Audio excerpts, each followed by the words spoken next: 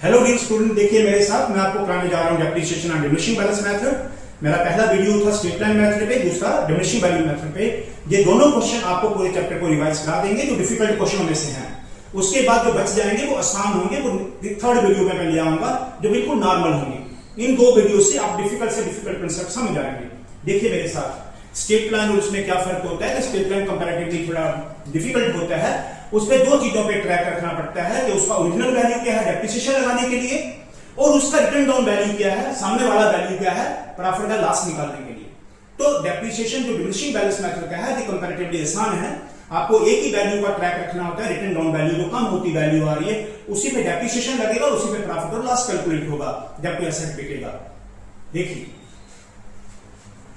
इस क्वेश्चन को ध्यान से पढ़ के देखें तो आप जो मशीन परचेज करा है 80,000 का, paid for 20,000, freight insurance and installation on 1 October, this is 1 अक्टूबर 2022।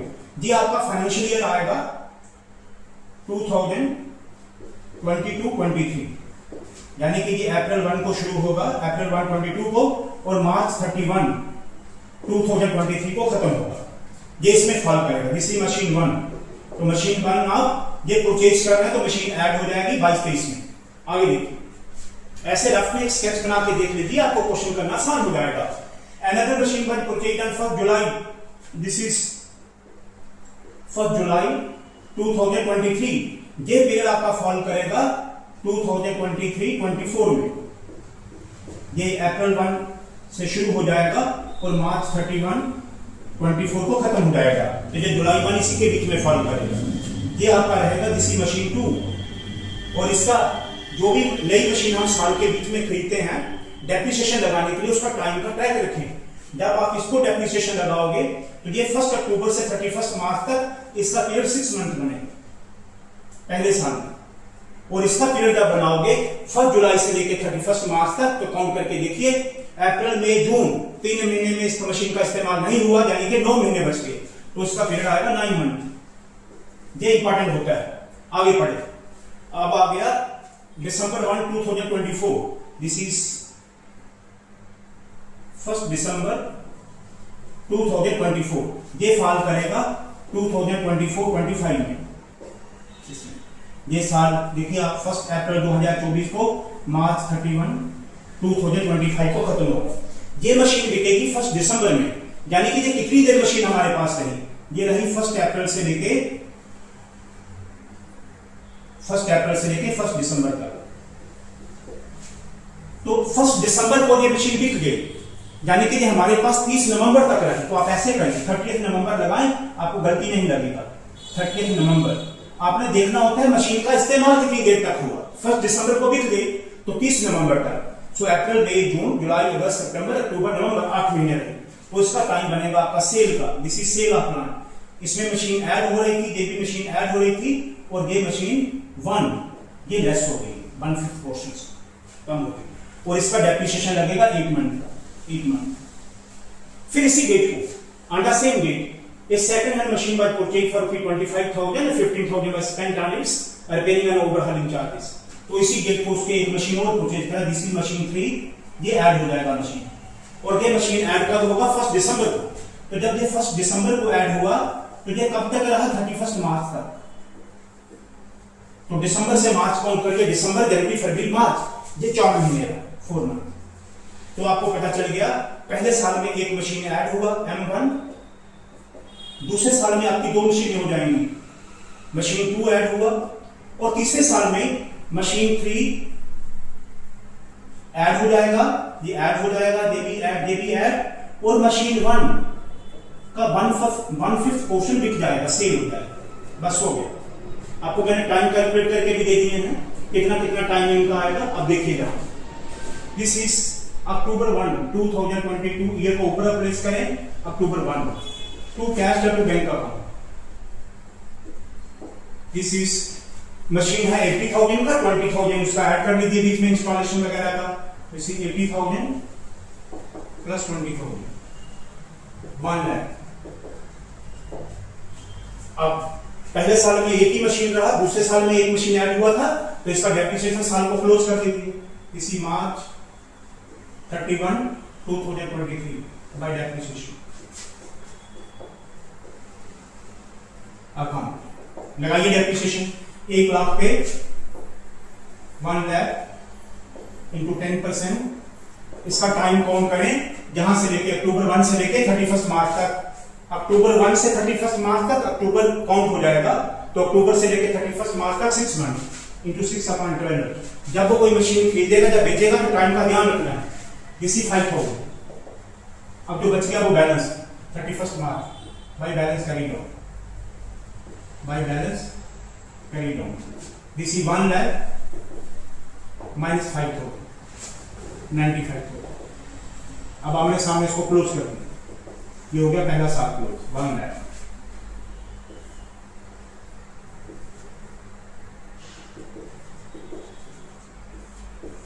अब पहले साल का क्लोजिंग बैलेंस दूसरे साल का ओपनिंग बन जाएगा। This is April 1 2023 to balance card 95 होगा। अब इधर देखिए मैंने स्केच पे रफ पे बना के बताया है। दूसरे साल में 2023-24 में उसने एक मशीन और सेकंड मशीन परचेज करा 1 जुलाई को। तो सेकंड मशीन कितने में परचेज करा उसने? 1 जुलाई को 40,000 का। तो लिखिएगा जुलाई 1 2023 टू बैंक अकाउंट। जब मशीन 1 से ज्यादा हो जाएगी तो इनको नंबर दे दीजिए। दिस मशीन 2 ये ओपनिंग बैलेंस है, दिस मशीन 1 ये 40,000 है। दूसरे साल में कोई मशीन सेल नहीं हुआ, सिर्फ परचेज करा था। अब दोनों का डेप्रिसिएशन लगाएं। दिस इज मार्च 31, ये अप्रैल 2023 को शुरू हुआ है तो 31 मार्च 2024 को बाय डेप्रिसिएशन होगा।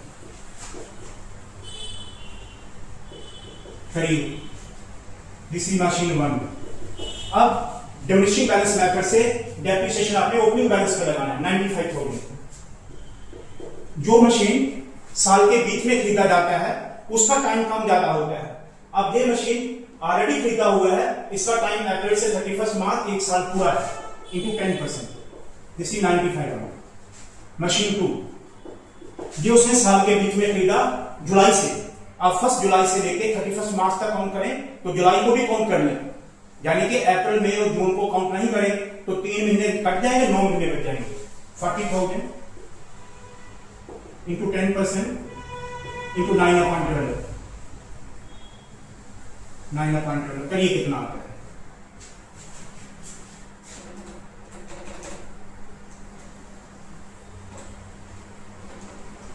This is 3,000। अब बैलेंस निकालिए by balance carry down. This is machine 1, इसका ओपनिंग बैलेंस है 95,000 और इसका डेप्रिसिएशन है 9,500। This is 85,500। मशीन 2 इसका ओपनिंग बैलेंस है 40,000 और इसका डेप्रिसिएशन है 30,000 3,000। This is 37,000। अब दोनों साइडें बराबर कर लीजिए, हो जाएंगे। This is 1,35,000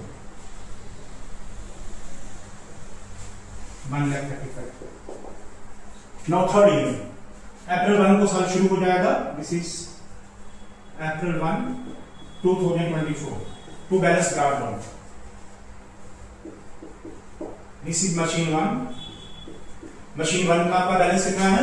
85,500। This is 85,500। थोड़ा बीच में स्पेस रखें, ये इस साल में बिक जाएगी मशीन, इसका portion. This is machine 2। Machine 2 का वैल्यू है 37,000। और एक मशीन उसने और खरीदा, वो मैंने इधर नोट करके रखा है। ये खरीदा उसने 1 दिसंबर को। कब खरीदा? 1 दिसंबर। This is December 2024। Machine 3 December 1 2024 to bank account. This is machine 3। ये उसने खरीदा है सेकंड हैंड मशीन 25,000 का और 15,000 उसके रिपेयर के चार्ज बीच में ऐड हो जाएंगे तो 25,000 प्लस 15,000 दिस इज 40,000। ध्यान रखें, अगर कोई नया मशीन खरीदेंगे उसका रिपेयर नहीं लगेगा, वो एक्सपेंस बनेगा। पुराना मशीन चलने से पहले के एक्सपेंस उसमें ऐड हो जाते हैं, ध्यान रखें। ऐसे ही अगर कोई मशीन को किस्तों पे खरीदे तो जो इंस्टॉलमेंट में इंटरेस्ट है वो नहीं लेना है, सिर्फ उसका प्रिंसिपल अमाउंट लेना है। इंस्टॉलमेंट में जो इंटरेस्ट आएगा वो रेवेन्यू एक्सपेंस बन जाएगा, वो एक्सपेंस बनेगा, वो असेट का पार्ट नहीं बनेगा। ध्यान रखिए। अब 3 मशीनें होंगी। अब ये जो पहली मशीन है इसका 1/5 पार्ट उसने ये वाला, इसका 1/5 पार्ट इसे अलग कर देंगे। वो कह रहा है कि ऑन द सेम डे, जहां से on 1 December 2024 1/5 portion of the machine purchase on 1 October। Machine 1 अक्टूबर को हमने कौन सी परचेज करी थी? ये वाली। This is machine 1। मशीन 1 का 1/5 पोर्शन बिका कितने में? 15,000। ओके, तो इसका 1/5 पोर्शन कर दीजिए, 5 से डिवाइड करिए, 5 1 जा, 5 7 जा, 5 1 जा, दिस इज 17,100। जो बाकी बच गया पोर्शन वो कितना है? इसमें से इसको माइनस कर दीजिए, 0 0, 5 से 1 गई 4, 15 से 7 8 और 7 से 1 6। तो हमने 2 हिस्सों में बांट दिया। जो पोर्शन बिक गया उसका ओपनिंग बैलेंस को सेपरेट कर दिया और बाकी को ये रख दिया। जब आप स्ट्रेट लाइन में कर रहे थे तो स्ट्रेट लाइन में अगर ये मेथड होता तो हमने इसको ब्रेकअप करना था। इसका 1/5 हो जाता 20,000 और बाकी बच जाता 80,000। फिर आपने डेप्रिसिएशन इस 20,000 पे लगाना था। ध्यान रखें, स्ट्रेट लाइन मेथड पे ब्रेकअप ऊपर हो जाता है, इधर भी होता ऊपर भी होता है, क्योंकि डेप्रिसिएशन ऊपर की वैल्यू पे लगेगी। अब इसको ऊपर करने की जरूरत नहीं है, ये डिमिनिशिंग बैलेंस मेथड है। अब इसका 1/5 पोर्शन बिक गया, जो बिक गया पहले उसकी एंट्री करेंगे। इसी December 1, 2024 by bank account. This is 1/5 of machine 1। 1/5 portion कितने में बिक गया इसका? दिस इज 15,000 का बिक गया, 15,000। अब जब कोई एसेट बिकता है उसकी 3 एंट्रियां करिए, एक उसकी सेल वैल्यू, एक उस डेट तक का डेप्रिसिएशन और फिर जो बच गया उसका प्रॉफिट या लॉस। अब ये आपने सेल का कर दिया bye depreciation account. This is machine 1 1/5 portion. इसके 1/5 पोर्शन का डेप्रिसिएशन कैसे आया? ये है इसका वैल्यू 17,100 इंटू 10% इंटू इसके टाइम को काउंट करें। ये अप्रैल 1 को साल शुरू हुआ, दिसंबर 1 को मशीन बिक गया, यानी कि नवंबर तक रहा। तो अप्रैल मई जून जुलाई अगस्त सितंबर अक्टूबर नवंबर 8 महीने इंटू 8/12 जो आएगा वो आपका डेप्रिसिएशन है। ये आएगा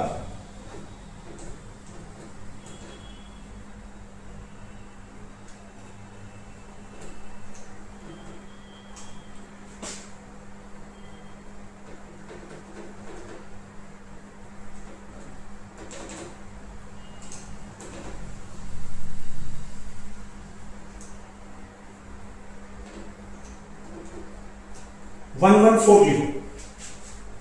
इसी 1140 depreciation.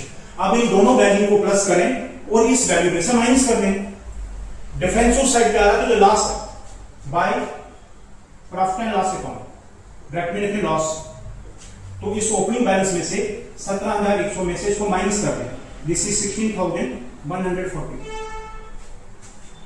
This is 17,100 minus 16,140, 960 the loss. अब आप वेरीफाई करने के लिए इन तीनों को प्लस करिए। इन तीनों को प्लस करके देखिए ये इसके बराबर आएगा, करके देख लीजिए। अगर ये उसके बराबर आ जाए तो आपका क्वेश्चन सही है। 15,000 प्लस 1140 प्लस 960, दिस इज 17,100 बराबर है। बस अब जो मशीन बिक गया इसका 1/5 पोर्शन उसको आपने निकाल दिया। अब जो मशीन 1 का ये वाला पोर्शन और ये 2 मशीन है, इनका डेप्रिसिएशन लगाइए, क्लोजिंग बैलेंस निकालिए, लगाइए। This is March 31 2025 bye depreciation account. This is machine 1। Machine 1 का बचा हुआ पोर्शन ये है 68,400। आप ये पूरा साल रहा है 10/100, दिस इज 6840। मशीन 2 इसकी वैल्यू है मशीन 2 का, दिस इज 37,000। ये भी पूरा साल है इंटू 10/100, दिस इज 3700। मशीन 3 ये हमने बीच में परचेज करी है। मशीन 3 हमने दिसंबर 1 को परचेज करी है, ये दिसंबर से लेके मार्च 31 तक, दिसंबर जनवरी फरवरी मार्च 4 महीने रहे, तो दिस इज 40,000 into 10% into 4/12.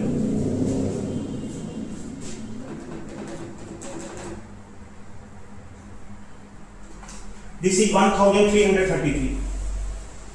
बस आप इन ओपनिंग बैलेंस में से, ये तीनों बैलेंस में से डेप्रिसिएशन माइनस कर देंगे तो उनके क्लोजिंग बैलेंस आ जाएंगे।